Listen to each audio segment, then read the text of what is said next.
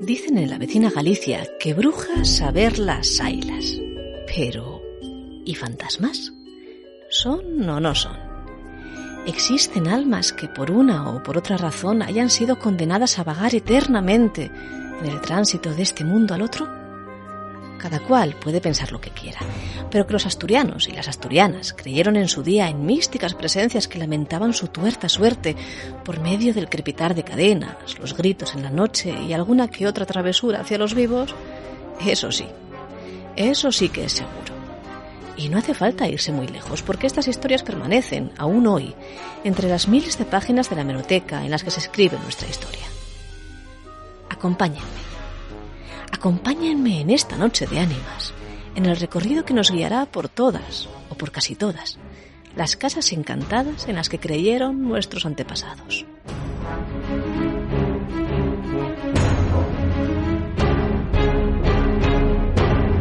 Digamos que todo empieza, por poner, en Gijón, en el año 1913.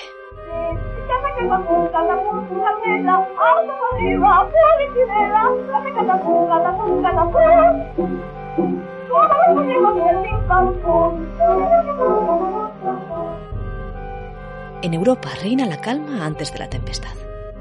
Muchos no lo saben, pocos lo prevén, pero la Belle Époque está llegando a su fin en un ensordecedor ruido de cañones, todavía silenciosos, de los que ya se empiezan a abastecer las principales potencias del viejo continente.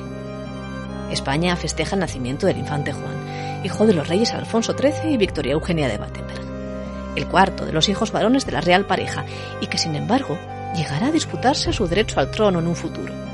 Y en Gijón, la gente lo que hace es ver fantasmas.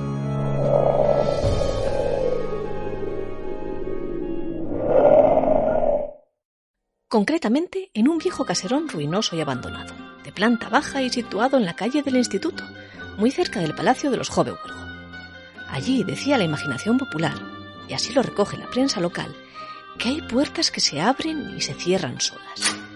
Ruidos interiores muy extraños, ayes lastimeros, choques de cadenas y sobre todo muchas ratas, que por sus dimensiones infunden pánico al menino más cazador y más barbián de aquellos contornos.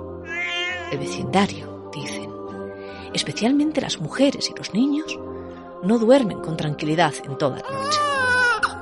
De aquellos ruidos, de aquellos lamentos y de aquella desolación del viejo palacete que conociera tiempos mejores, interpretaban algunos que estaba habitado por fantasmas.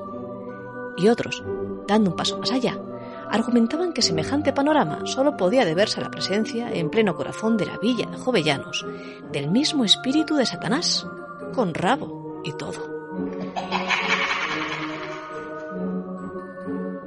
Anoche, para despejar las calles, hubo necesidad de enchufar 2 mangas de riego, que ejercieron una acción bastante más eficaz que la de los agentes. Así criticaba cierto periódico de la ciudad la inacción de los serenos, encargados de dar el toque de queda a las multitudes que frente a aquel caserón presuntamente encantado se daban cita día sí y día también. Los mangueros de la villa cumplieron fielmente su cometido, proporcionando grandes duchas a los transeúntes, nos dice la prensa.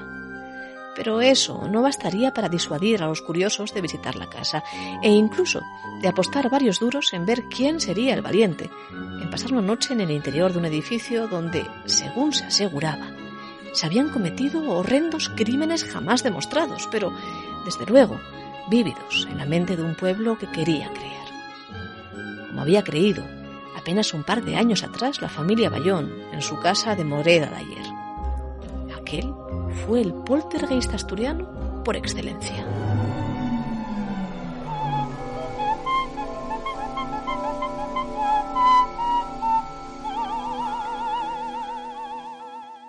Finales de 1910. Nace el último hijo de la familia Bayón, formada por Eusebio Bayón y Concepción Rodríguez. Y con él nacen los problemas. Así al menos se cuentan las crónicas y en el recuerdo de aquel tiempo, que quedan plasmados en la hemeroteca local. El primer suceso extraño ocurre pocos días después.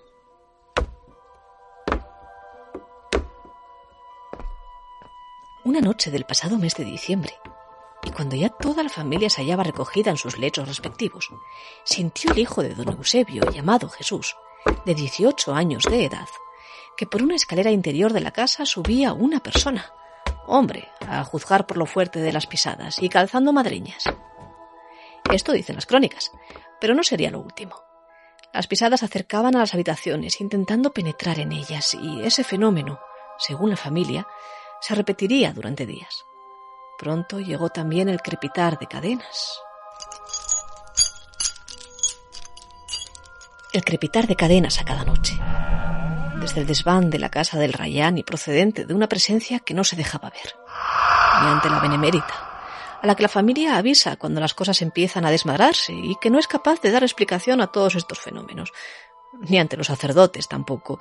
Los sacerdotes que en gran número se desplazan a la casa e intentan bendecirla para librarla de las extrañas presencias.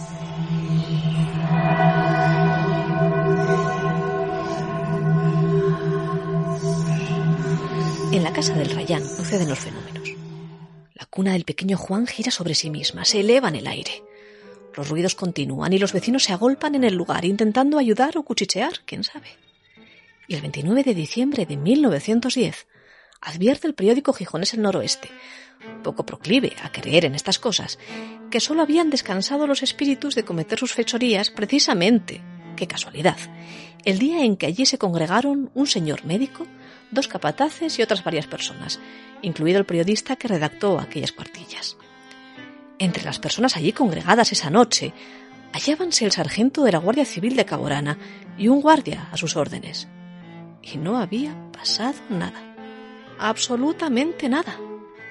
También a los duendes, razona el periodista, les infunde el tricornio un saludable pavor. Los sucesos del Rayán se solucionaron, dijeron, pagando unas misas en recuerdo a una difunta reciente, allegada de la familia, a quien se atribuyeron las travesuras que durante no poco tiempo habían hecho las delicias de los lectores de la prensa asturiana. Pero no fueron los únicos. De nuevo en Gijón, allá por el año 1917, ocurrió lo propio en una casa de la calle de Fernández Ballín. Allí se abrían y se cerraban las puertas solas, sin que nadie las empujase. Y aun teniendo buenas cerraduras. Y sonaban pasos y martillazos en las paredes. Centenares de personas se dieron cita en mayo de aquel año, al ver cómo los inquilinos salían espantados al balcón pidiendo auxilio. El escándalo fue el más grande de la serie, dijeron los periódicos, pero continuó. Bajo precio de 1.000 pesetas, de las de la época, que ya era. O en el caso de morir en el intento un entierro de primera clase, hubo gijoneses que se ofrecieron a hacer noche en la casa. Los sucesos, sin embargo, acabarían relacionándose con el gamberrismo local. Se han materializado más los espíritus, leemos, y se ha visto a uno subir la escalera, se le ha perseguido incluso por los tejados, pero desapareció repentinamente entre 2 tejas.